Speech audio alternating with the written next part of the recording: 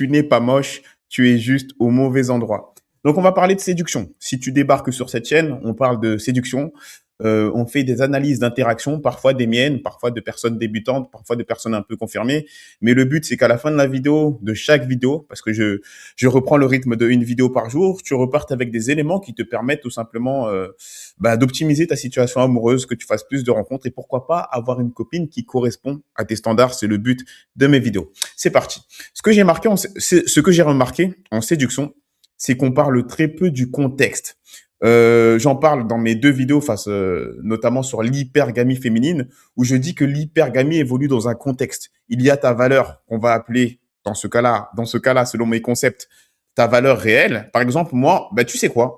On va repartir en story time. Vous me connaissez pour les habitués et pour les nouveaux, va falloir vous y faire. C'est que je vais parler de moi et je veux que tu analyses un peu tout ça, que le dating, c'est une stratégie.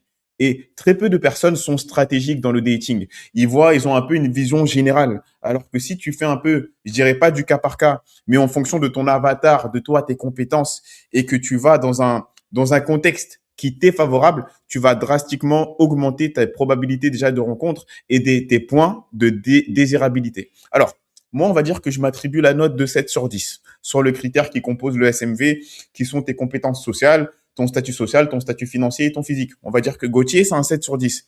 Ce qui se passe, c'est que Gauthier, de par son type de personnalité, je t'invite à aller voir ma vidéo sur la timidité, où je dis qu'il est possible de séduire même en étant timide, c'est que Gauthier, c'est un INTJ. Je suis un INTJ, je suis quelqu'un de très analytique et quelqu'un qui est orienté objectif. C'est d'ailleurs pour ça que j'adore la séduction et que j'adore la décortiquer. Et ce qui se passe, c'est que Gauthier, donc moi, en tant que INTJ, je me suis rendu compte d'une chose, c'est que en fonction du contexte, mon niveau, mes points, change. Ma valeur perçue va changer. C'est-à-dire qu'aujourd'hui, je suis un 7 sur 10 dans un espace neutre. Mais si je suis dans un espace où le contexte m'est favorable, on peut passer ma note de 7 sur 10 à 8 sur 10 ou même dans certains cas à 9 sur 10. Donc pour ce faire, je vais t'exposer quelques points de ma personnalité pour que tu vois l'impact que ça va avoir sur le contexte et surtout sur ma valeur perçue et mes points de désirabilité. Donc déjà, d'un point de vue ethnique, Gauthier, comme tu peux le voir, il est de couleur noire. Pas aussi noir que mon t-shirt, mais tu vois que je suis bien bronzé, on va dire. Tu m'as compris. Eh bien, rien qu'en ayant cette information, Gauthier, il sait que dans la séduction, ça a son importance. De toute façon, tu le sais. Si tu me regardes, peut-être que tu es noir, peut-être que tu es blanc, peut-être que tu es asiatique, peut-être que tu es maghrébin, peu importe. Eh ben, sache que dans la séduction, ça a de l'importance. Tu vois, ne serait-ce que dans la sphère peut-être francophone ou j'en sais rien, on parle pas beaucoup de ça. Et pour te mettre en avant, moi, je me suis rendu compte d'une chose que tu vas certainement me confirmer, c'est que si je veux aller en soirée, parce que moi, mon but quand je vais en soirée, c'est pas de danser avec mes potes, soyons honnêtes, c'est de mettre des passements de jambes et d'essayer de conclure s'il y a moyen. Si je veux aller en soirée, je vais privilégier, moi, les soirées de type afro ou hip-hop, parce que mon niveau de désirabilité peut augmenter. Moi, qu'est-ce que je vais aller faire dans une soirée techno? Les technos, si tu regardes bien, d'un point de vue ethnique, c'est pas les personnes noires qui vont là-bas très généralement, et c'est pas les personnes noires qui vont être appréciées généralement. C'est-à-dire que si je vais à une soirée techno, ce n'est qu'un exemple, mais potentiellement, je peux passer du niveau 7 sur 10 à 6 sur 10 à 5 sur 10 pour les personnes qui sont là-bas. Alors que si je vais dans une soirée afro ou hip-hop, je peux passer du niveau 7 au niveau 8. OK? Et j'ai même envie de dire encore plus si jamais dans cette soirée, il y a très peu de personnes de mon ethnie. C'est-à-dire, tu vas dans une soirée afro et t'es la seule personne noire là-bas, et je te le dis, si tu as travaillé un minimum sur toi, tu auras des options en termes de partenaires. Tu vas recevoir des signes d'intérêt. Maintenant, il faut savoir une chose, c'est que le contexte va jouer en ta faveur que si tu as de l'audace. C'est-à-dire que j'aurais beau te mettre dans un contexte super optimisé, si toi, tu n'as pas le courage d'aller aborder, ça sert à rien. Je dis toujours que l'audace, c'est le multiplicateur de ton SMV. Je t'ai dit les 4 points, statut social, statut financier, physique et compétences sociales. Le multiplicateur de ça, c'est l'audace. Si toi, niveau audace, t'as 0, t'as beau être à 9 sur 10, si t'as 0 audace, 9 fois 0, ça fait 0. Tu vas tenir le mur toute la soirée et au pire, tu vas recevoir quelques signes d'intérêt, mais tu vas pas oser bouger. Ou sinon, il y a des femmes qui vont aller t'aborder, mais très souvent, ça va être le 2 sur 10 de la soirée. T'en veux pas. Ne sois pas dans ton énergie féminine à être passif. Faut que tu sois actif. L'audace. Mais il y a des contextes, des contextes surtout qui sont en ta faveur. Donc là, je t'ai dit par rapport à ton ethnie. OK? Il y a des stratégies de dating par rapport à ton ethnie. Va dans un endroit où ton ethnie est valorisée. Et j'ai même envie de dire, si ton ethnie, elle est valorisée à cet endroit et en plus, t'as pas beaucoup de concurrence d'un point de vue ethnique, alors là, c'est le jackpot. Tu vas dans une soirée afro, moi, je fais que voyager. Tu vas dans une soirée afro, dans un pays où il n'y a pas beaucoup de personnes noires, c'est le jackpot. Limite, je tiens le mur comme ça toute la soirée et je regarde. Ça va venir tout seul. Bref, ça va venir. C'est les 2 ou 3 sur 10 qui vont venir. Si je veux la plus belle de la soirée, il va falloir de l'audace. L'audace, c'est le multiplicateur. Le point suivant, revenons à ma story time. Parce que là, je vais parler de moi, mais après, je veux que tu l'appliques sur toi, tout ce que je te dis. C'est que moi, je suis quelqu'un de sportif. Ok, super sportif. Là, ça se voit pas. J'ai mis un t-shirt large. Parce que tous mes vêtements, ils sont à la, comment on appelle ça? À la laverie, au Mexique. À chaque fois, je vais à la laverie. Du coup, ils vont me rendre ça tout à l'heure. Bref, t'as compris. Mais moi, par exemple, on va dire, je vous dis, je me donne la note de 7 sur 10. Quand j'enlève mon t-shirt, il y a les pecs et les abdos là qui sont cachés, vous les voyez pas, et ben je peux passer de 8 à 8 sur 10 ou à 9 sur 10. Donc, un contexte pour moi qui va être optimisé, c'est de draguer à la plage. À la plage, j'enlève le t-shirt, pecs, abdos, je passe ma note de 7 à 8 ou 8,5. Facile. Vous voyez, comme quoi le contexte est super important. Maintenant, je te demande pas de faire du sport si c'est pas ton truc. Mais toi, tu as des caractéristiques qui font que si tu les mets à ton avantage, tu peux gagner des points. Et là, je vous parle de caractéristiques physiques. Il y a d'autres types de caractéristiques. Donc là, vous l'avez bien compris en tant que sportif. Moi, quand je vais à la salle de sport, j'ai un petit, tu vois, le petit t-shirt compressé, etc. On voit bien les pecs, on voit que je suis en forme. Forcément, je gagne en capital dans cette salle de sport. Les gens, ils voient, le mec, ah, attends, il s'entraîne, il a un bon physique. Hop, tu vas créer des connexions peut-être un peu plus facilement. Il y a même des gens qui vont venir, hey, comment tu fais pour avoir les pecs que tu as? J'ai vu, tu as des bons pecs. Ta note, elle augmente aux yeux des hommes et aux yeux des femmes. Tu gagnes en capital social. Donc, le contexte est très important. Le point suivant, c'est le quoi? C'est lequel? C'est que dernièrement, j'ai été, là, avant le Mexique, j'étais en Colombie et on m'a invité à ce qu'on pourrait appeler un groupe de parole. D'accord? Et en fait, dans ce groupe de parole, c'est les gens, ils viennent, ils racontent un peu leur vie et on discute. Et en fait, je me suis rendu compte d'une chose. Déjà, c'est que pour ceux qui me connaissent un peu, vous savez que moi, j'aime aller en profondeur sur les sujets qui m'intéressent. Je suis quelqu'un de très analytique de par mon type de personnalité, d'où l'importance de se connaître, de très analytique et de très structuré dans ses idées. Même si je fais beaucoup de freestyle sur cette chaîne, c'est en fait cette chaîne YouTube pour moi, c'est un peu mon journal intime. Je balance toutes mes pensées. Après, si ça vous sert, tant mieux. Si ça vous sert pas, tant pis. Donc, revenons à nos moutons. Donc, du coup, dans ce groupe de parole, je vois qu'on parlait un peu de rapports humains, etc. Et moi, j'écoute. Il y avait des hommes et des femmes. En plus, c'était en espagnol. C'est ma deuxième langue, l'espagnol. Donc, je suis quasiment bilingue. On peut dire fluent. Ouais, on peut dire que je suis fluent espagnol. Ok. Donc, moi, j'écoute. Tu vois, d'abord, la dynamique, c'est que pendant 5 minutes, 10 minutes, j'observe pour voir c'est quoi un peu la dynamique, parce que j'ai pas envie de mettre mon grain de sable et ma sauce alors que je connais pas trop l'environnement, j'écoute et ensuite je commence à participer.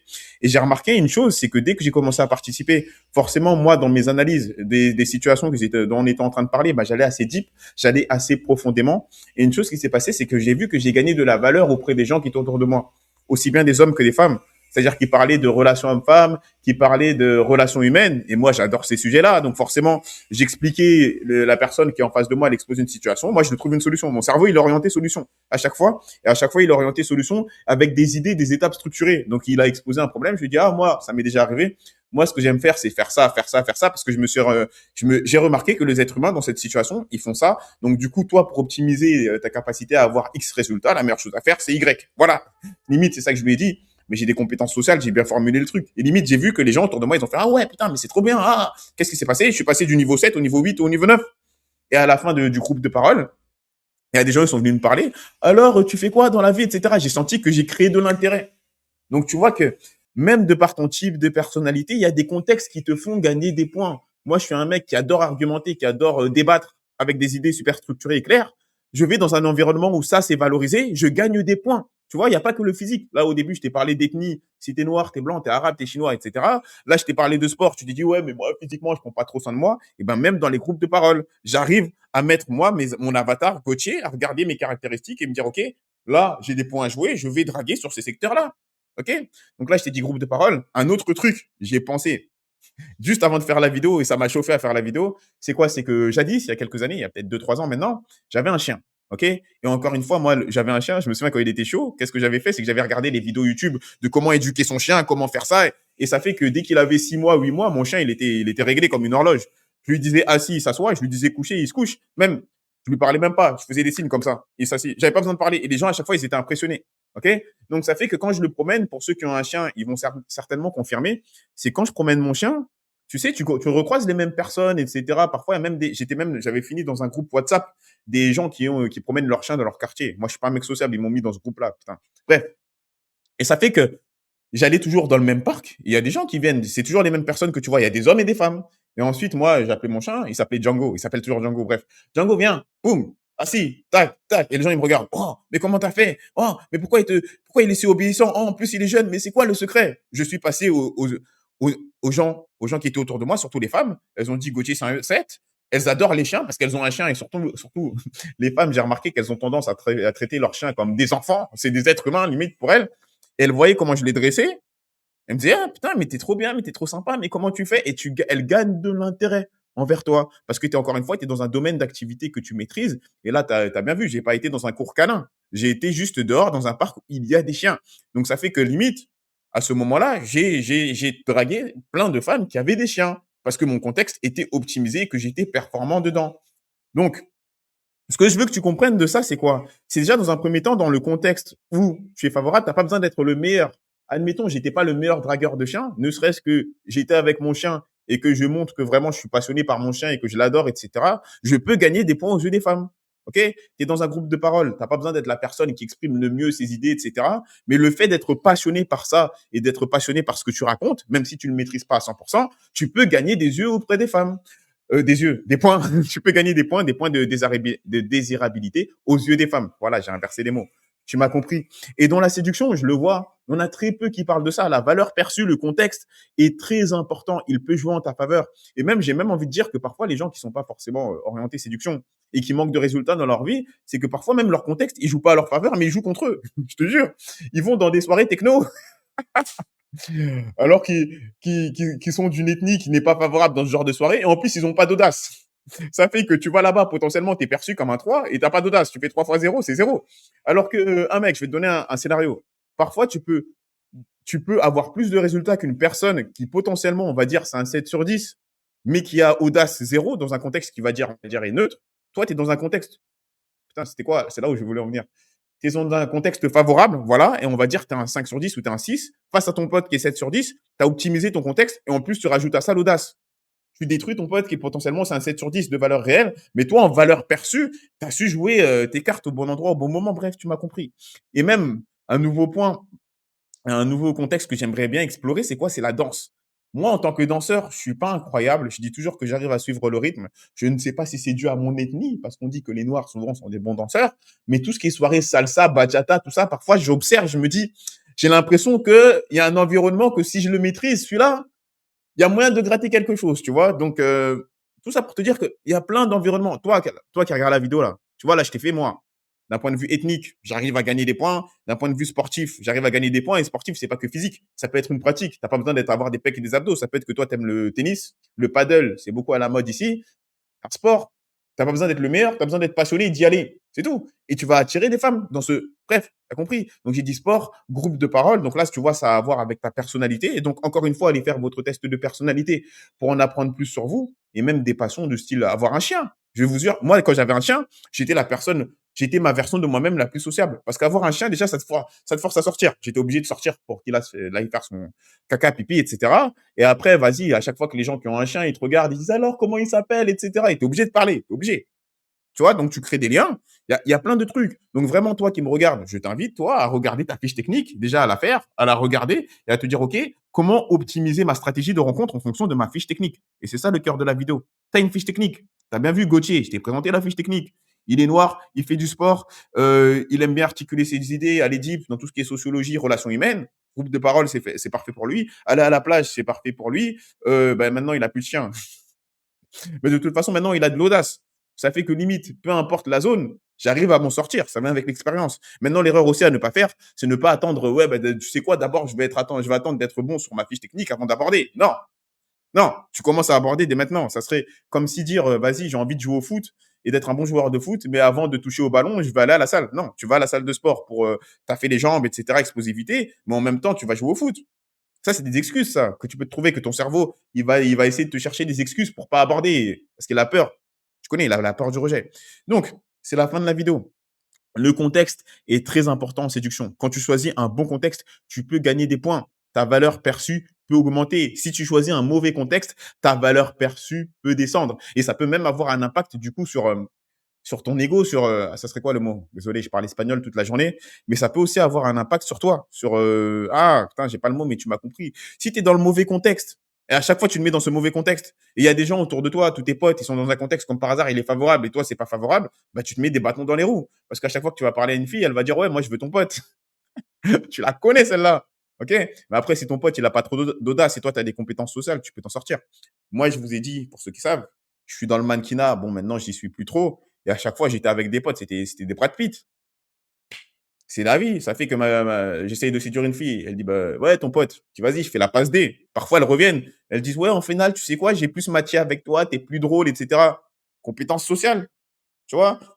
Tu peux toujours t'en sortir. À partir du moment où tu es dans le développement personnel, le SMV, c'est la clé, je vous ai dit. Statut social, statut financier, compétences sociales et physiques. À partir du moment où tu travailles un minimum dessus, ne serait-ce pour moi, à partir du niveau 6 sur 10, c'est-à-dire que physiquement, tu es correct, hein, je te demande pas d'avoir des pecs et des abdos, mais tu es présentable, tu es assez intelligent, bah, tu regardes la chaîne.